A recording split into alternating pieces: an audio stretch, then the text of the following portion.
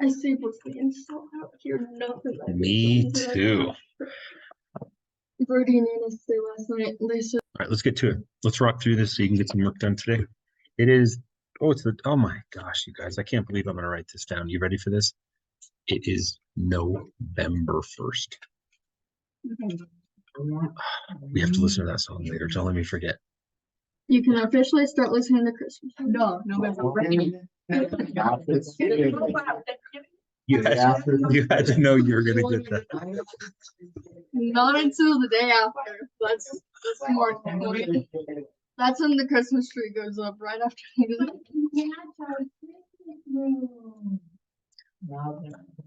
I do have we'll put up a Christmas tree and yeah, we'll do it up. But it is certainly not time to listen to Christmas music. Dude, yesterday. What do you mean? We've been singing that since what, November? September? There are a ton of ways to solve quadratic equations. So I think if we were doing a full-blown Algebra 2 course, which we're not, then we would go through the whole spiel. We would do factoring first, and then we would head into the quadratic formula, and then we would complete the square, and then we talk about graphing, gosh, whatever else there is. So in this class, I'm going to do at least 2.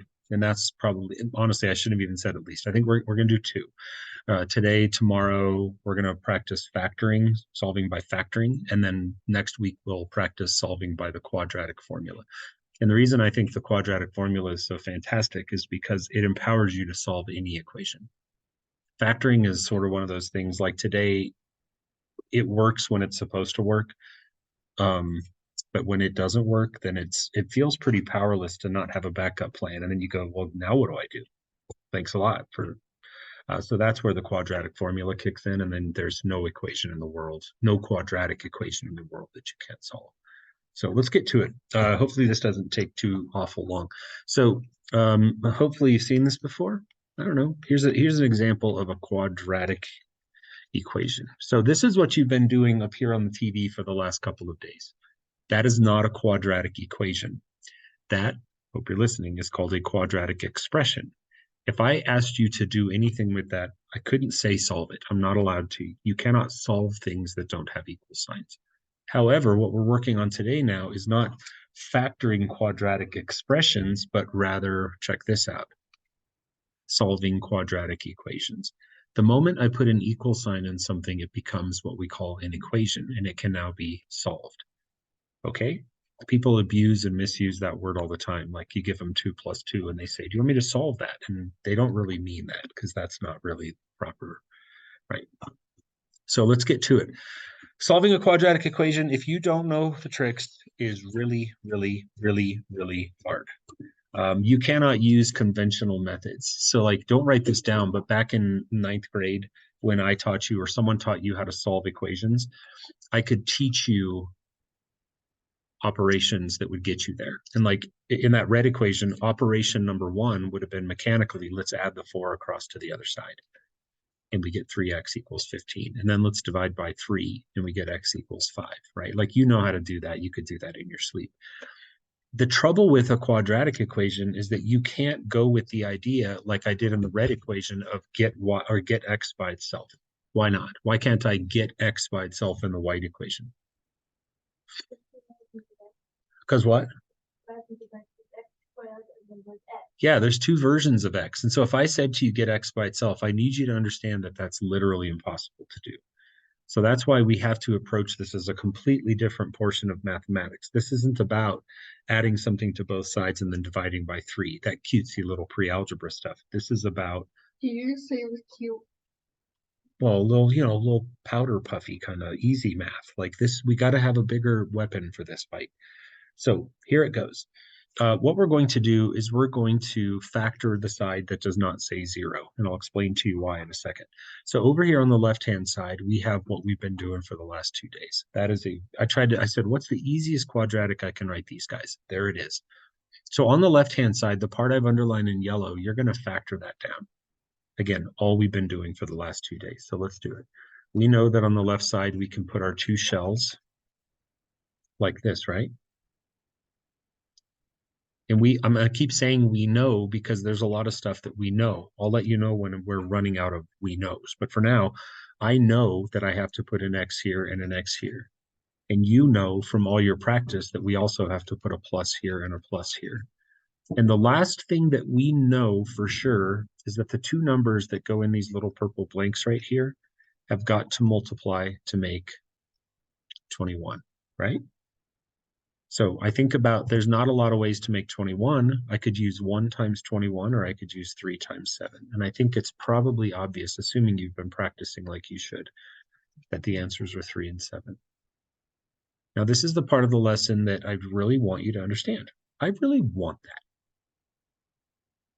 So listen carefully.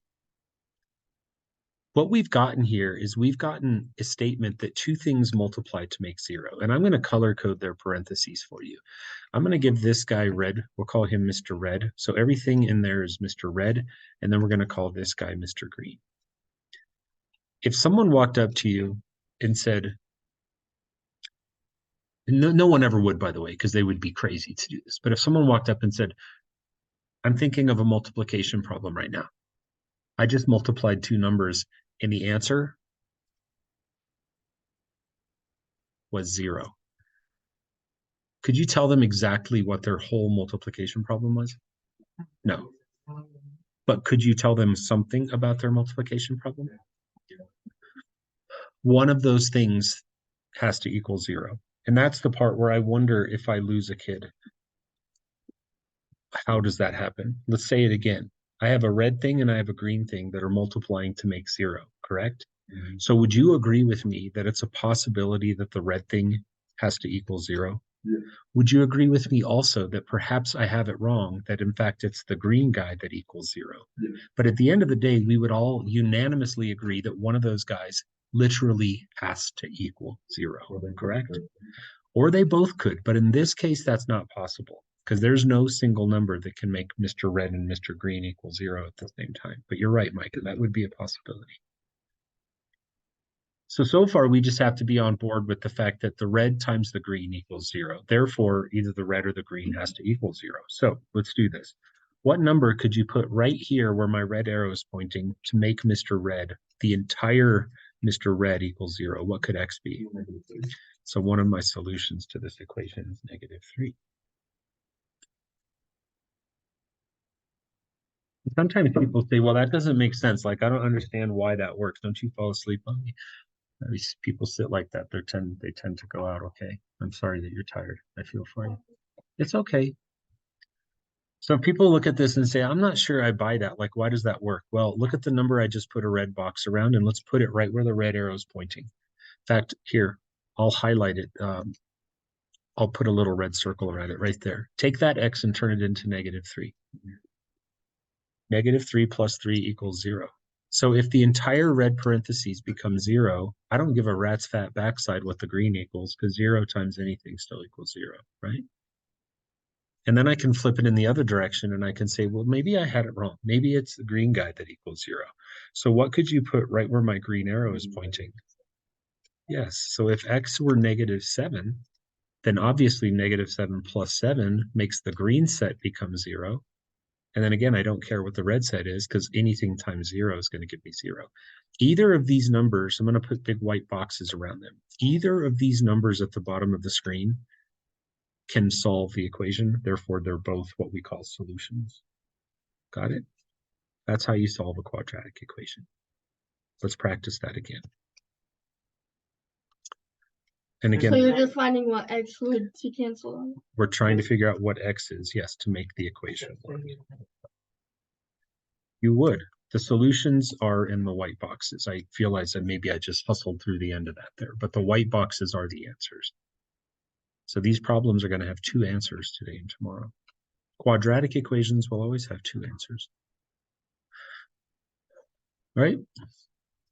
So again, our instincts kick in and we factor, so we know to build our 2 shells, and we know to set it equal to 0. Do not lose the equal 0. That's not a little he thing. I'll put it in later. It stays. It's along for the ride. And I know that I can put a Y here and a Y here. And what do I know are my signs? Yes, one of each, one negative, one positive. And I just know this, that the numbers that I put in the blanks have to multiply to make 10. We've already got the negative and the positive, so I can just say 10. What first comes to mind? 5 and 2. 2 and 5 or 5 and 2.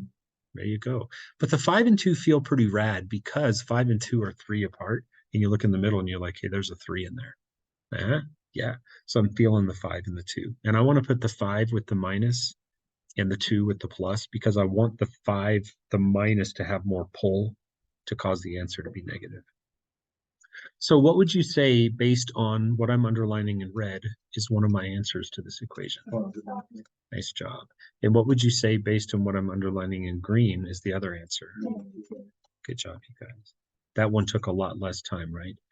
Everything about this is predicated on the fact that you should know how to factor a quadratic triangle. That's what the last 2 days have been dedicated to. Like, step A comes before step B. But if step A didn't work, then step B is going to be pretty rough. They get a little bit harder. Okay. Do you want one more warm up or should we just press on? Pressing on. Fair enough.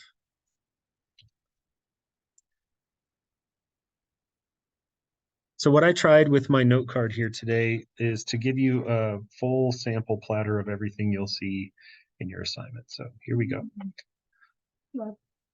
What changed? Right, and that's a problem. Everything that we're doing is founded upon the idea that I need two things to multiply to make 0. It's called the zero product property. I don't even care if you know that name. I couldn't care less. But everything is founded on that. So what do? How do I fix this? How do I make this look like his other guys? Move the 32. Yeah, and you can say that a lot of different ways. You can say, I'm going to subtract 32 from both sides, or you've gotten to the point where a lot of you just say, just move the 32. So what I'm going to do is I'm going to leave the m squared where he is.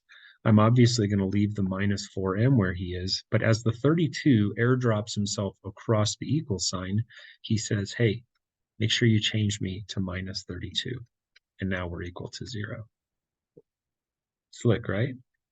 And then the factoring portion of it, again, should go pretty quickly. We know to put 2 m's. What are my signs? Mm-hmm. And what numbers probably are jumping off the page? 6 and 6 make 36. I need 32. 16 and 2 do make 32, but 8 and 4 are the best. And I'll tell you, the pro tip on this is look at how far apart these numbers are, 8 and 4. How far apart are they? 4. And look at that. 4. So when the number in back is negative, that's a trick you can use to look for numbers that are that distance away from each other. And again, I want the heavier number, the 8, to be on the minus, so he weighs the answer down to negative, and then put the wimpier number on the plus. So what are my two solutions? What do I get? Good job, you guys. That was so quick, I could hardly even write it down. So you see, I just added one little layer of complexity there, right? That wasn't a lot to ask. Moral of that example, the moral of that story is, hey, set it equal to 0. You do what you got to do. No 0, no passy. Okay, let's go on to the next one. So now I'm going to sprinkle on just one more layer before we get to the harder level. So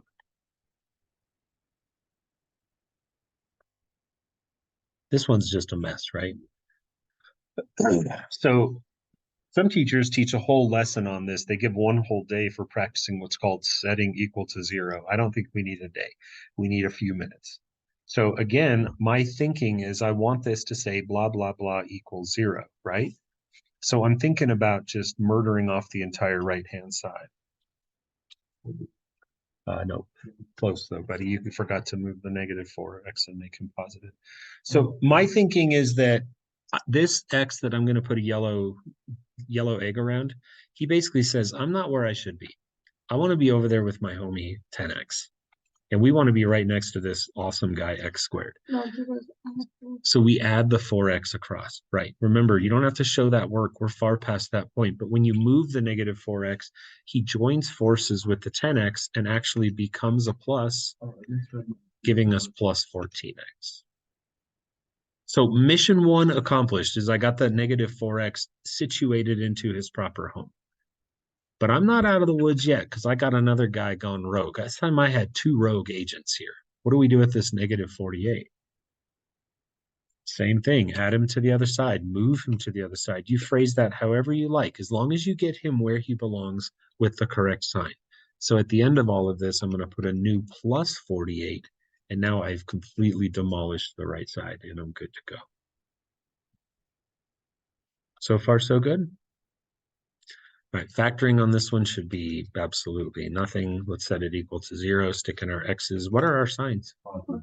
Two positives, right? A plus and a plus for sure. And what are the numbers we're thinking of? 2 and 24. Yeah, 4 and 12, but these 6 and 8 are the ones that we need. And as you know, with factoring, it's trial and error, right? There's a ton of ways to make 48. The combination, though, that you eventually will settle on, there's never going to be, oh, it could have done this way. No, factoring is you do one way. It works one way and only one way. So eventually you settle on the 8 and the 6, plug them in there, and you're like, jackpot. There's my 6x, there's my 8x for my 14x. So what are my solutions? So x equals -6 and x equals -8. Make sure you always write like x equals or m equals or something like that. All right, you ready for the step up? All right, let's do this. So I'm going to do this a little out of order. When I wrote my note card, I must have been losing my marbles because I put a harder one first. Who would do that to you? Let's start with the easiest version of level 2. It's not like this is our first rodeo. Like, you know where I'm headed with this. Why dare I call this harder than the other ones? Come on, you know. Because there's a 3 in front of the squared, right? So that changes it up. That changes the whole dynamic of how we feel, like how factoring is. It's not as easy as it was 45 seconds ago. So we can say that we need, by the way, great news, right? It's already equal to 0.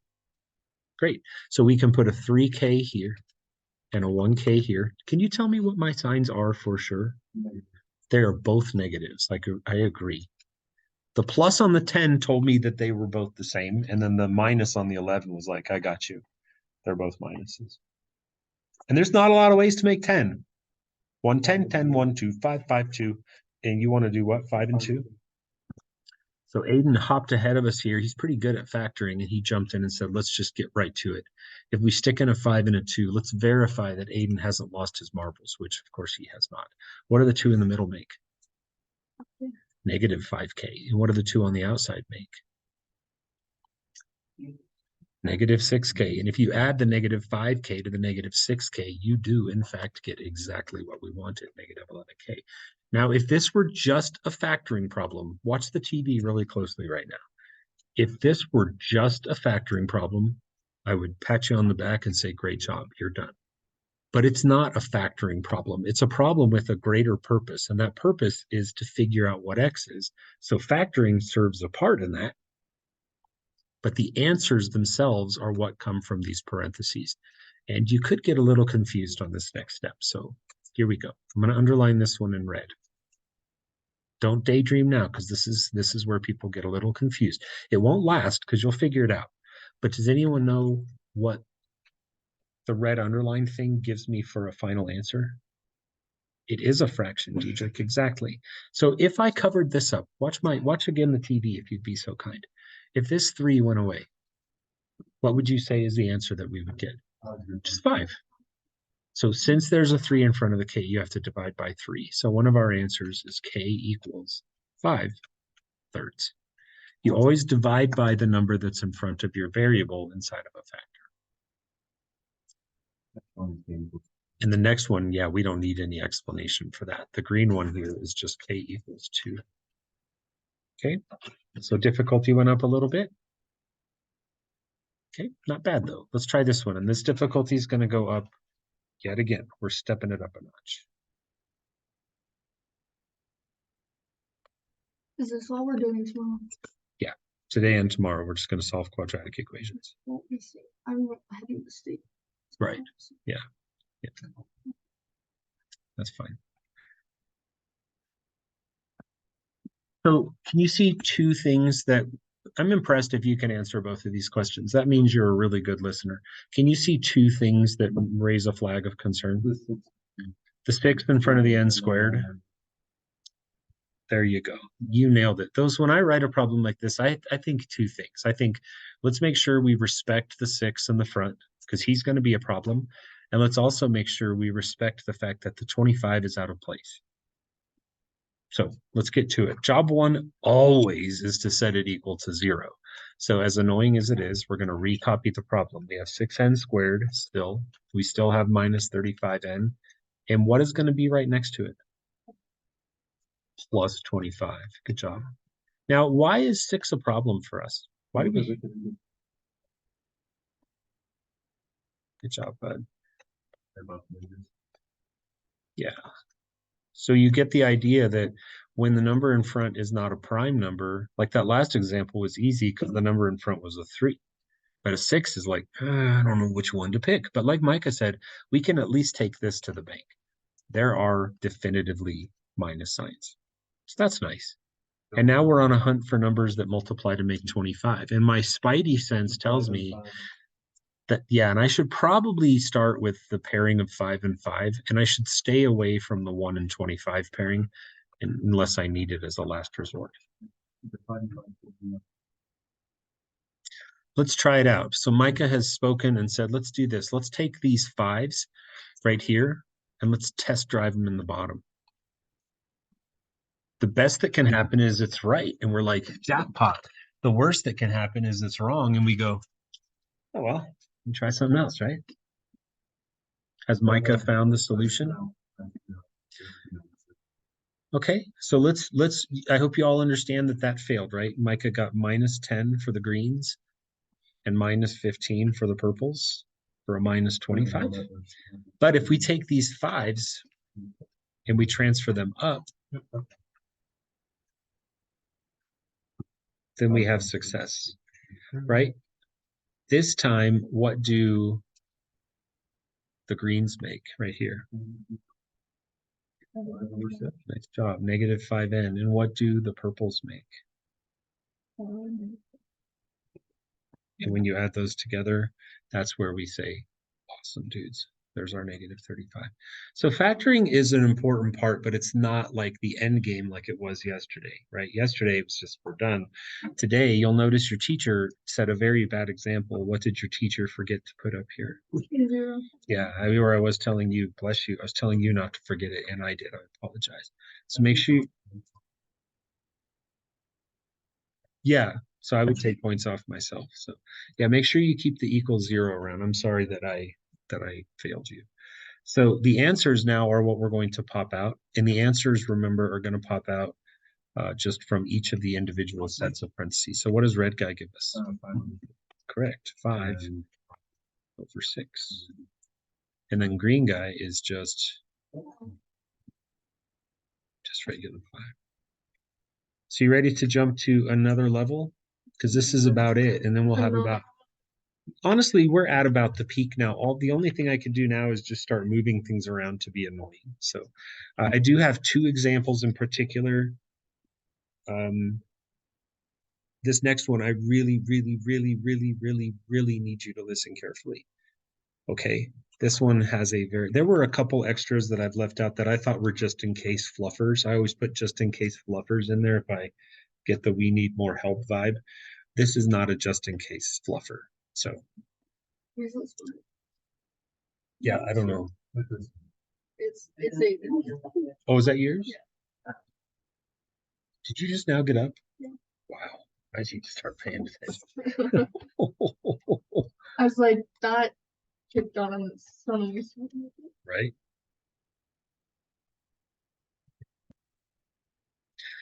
This is the part where I really need you to listen carefully to. And I know that I'm past the point. Scientists say that once you hit the 20-minute mark, you can't expect kids to remember anything you say. So I need to beg your, please, I'm begging you, let's break that mold and hear me say this. You do not want to go into these problems with the squared guy being negative. This is not about left side or right side. This is about looking at one thing only, and it is this term. It is this term right here. And the fact that that term is negative is going to make factoring really, really nightmarishly a problem. So job 1, if it happens, which it will, is to look at this and say, first off, am I going to be stockpiling all my stuff on the left or on the right? And it's not about which side you like better.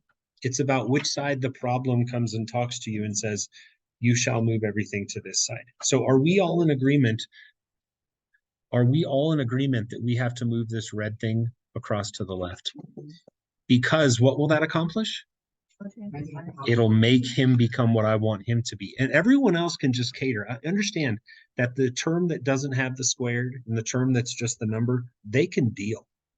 They will follow x squared to wherever he will be positive. So having said that, I am going to move 5k squared over to the left. Notice that I do not need to move the minus 2k. I basically just set him down right next to the thing I just moved. Right? Now you have to bring 16. And I do have to bring the 16 over, and that is a finished product ready to rock and roll. Match? Wunderbar. All right, let's factor this thing. We know going into it, we got our 2 shells. We got a 5k and a 1k. What do we know about our signs? One of each, right? Okay, so we definitely have 1 plus and 1 minus. We don't know where they go. We just know that there can't be both the same. And when it comes to numbers that make 16, 8 and 2. 8 and 2 feel pretty sweet. And I think 4 and 4. 4 and 4 are nice also. And there's also 16 and 1. But I'll tell you, there's something really nice about 8 and 2. If I put 8 right there, what do the purples make? 8k. That's pretty sweet. If I put 2 right here, what do the greens make? 10k. Negative 10. And if I take my purple 8 and my green negative 10 and I add them, what do I get? Jackpot. So I say, in fact, someone asked the other day, I think it was Peyton, said, like, is there a, I cut her off when she asked the question, but like, is there a, and no, there's no magic. What happens though is you just get better at factoring, right? Those of you that are good at factoring, you'll vouch for that. You just start to see things quicker the more you practice. So what are the answers to this problem? Micah, you're not allowed to answer. Okay, I'm gonna let's Yeah, you're not. no, like for real. You're not like in timeout. I would like to hear some other voices. Like I'd love to hear from Aubrey. I know you were, that's why I said that. I'd love to hear from Peyton or Aiden or Shariah or Haley. Can you, 8 equals a positive, obviously on the right. I agree that that one's pretty obvious. Peyton, do you want to try the other one also? You just put k equals 5/8. Exactly. It's going to be 8 over 5, but also it's going to be negative because you do the opposite of what's in the middle because you're trying to make it wipe out to be 0. So the answer is going to be negative, and you just have to remember to put the number that's attached to k on the bottom. Why? Like, because this is the only explanation I've ever come up with, and I can't imagine that there are any other ones. My goal is to make that thing that I just put like 20 white eggs around. My goal,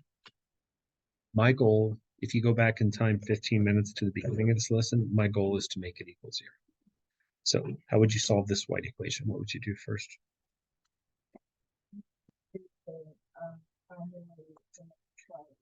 Just get k by itself. What do you do first? Got to get rid of the 8. How are you going to get rid of the 8? Okay, so we're going to get 5k equals subtract, so negative 8. And then what are you going to do to get k by itself? You divide both sides by 5, right? And we get k equals, there's the answer. It's just staring right at you, negative 8 over 5. So when you say y, that's y. Because if you ever forget, you can take the thing in parentheses, set it equal to 0, solve it, and that'll remind you of what to do. Good. Yeah, what's the matter? Yeah, you're welcome. Gotcha. That was a pretty good explanation.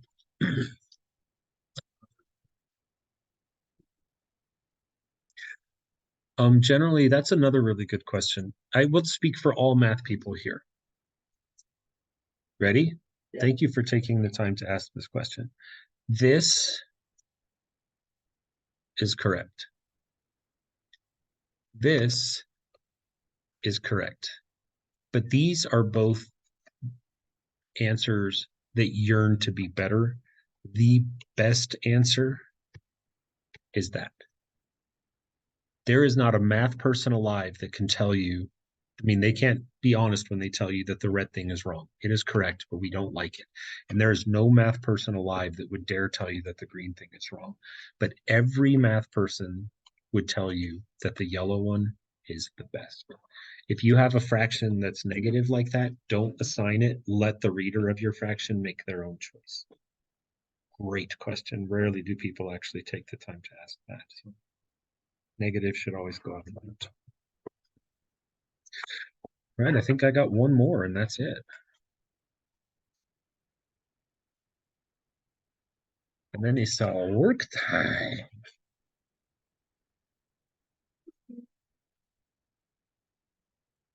And then I have to talk to you guys about something, but I'll wait until my recording is done. Nothing too serious.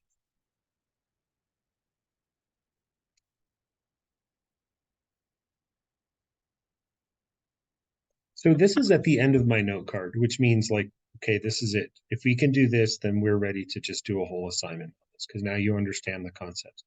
What's our first like overriding thought here? You have to move things around. I love the way you said that. Like right now, this thing's a mess, right? Now, this is right. So the reason I did this problem the way that I did it was because I wanted to have this exact conversation with you guys. If you do what I'm about to do, if you take that red egg and move it over, that's a bad move because then the 2m squared becomes 2 minus 5, which goes negative, right? So let's all agree that we actually want to take this red egg and move him over here. I said it before, I don't care if it's the right or the left. This is not about which side you like better. This is about you put stuff where x squared will be positive, right? So once m squared lays down the law and says, okay, here I am the almighty quadratic term. The rest of you chumps come to me. We no longer have to make any choices. Everyone like gravitates to him. So who else has to come and join the party? M does. So M says, I'm coming over. So I got to follow the leader there, the M squared. So M becomes minus M. And how many M's do we get? 14 of them. Very good, you guys. And what happens to minus 49? It just stays. All right, let's factor this one, and then you'll have 10 minutes or so to get a little work done. I won't expect you to get it even close to done today. It's okay.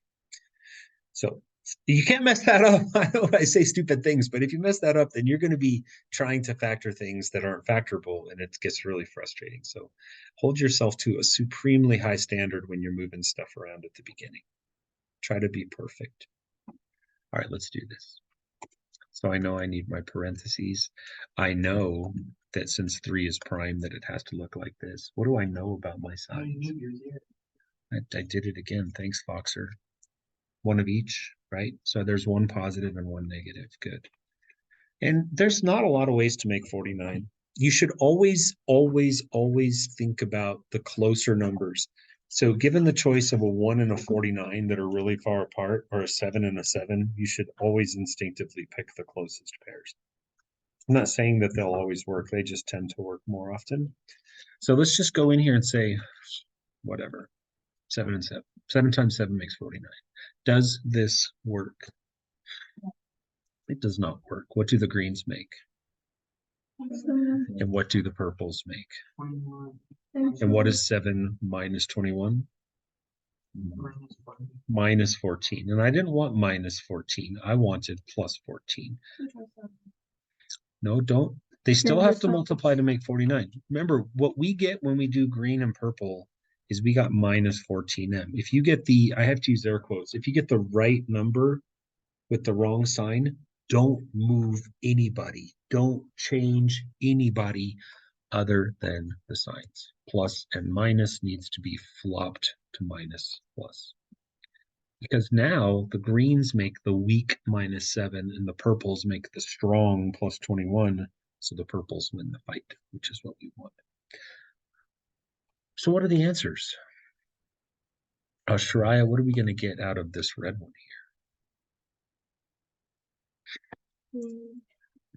here? -7/3. Close, but you got to switch the sign. So it's Or positive 7/3. Good. And Haley, what are we going to get out of this green fella over here? Except it's m, but yes, -7. Good. And you'll see all sorts of variables on today's worksheet. There's v's and p's and m's, and so I was going to change them and thought you better just get used to it, right? World's not full of x's. So. Any questions? It's on Canvas as always. Just use your own paper and do the problems on your own. By the way, they do not go from easy to hard. I asked the computer to scramble all of the questions. So the hardest problem might be the third one or the first one, or I don't even know. So you get what you get. All right.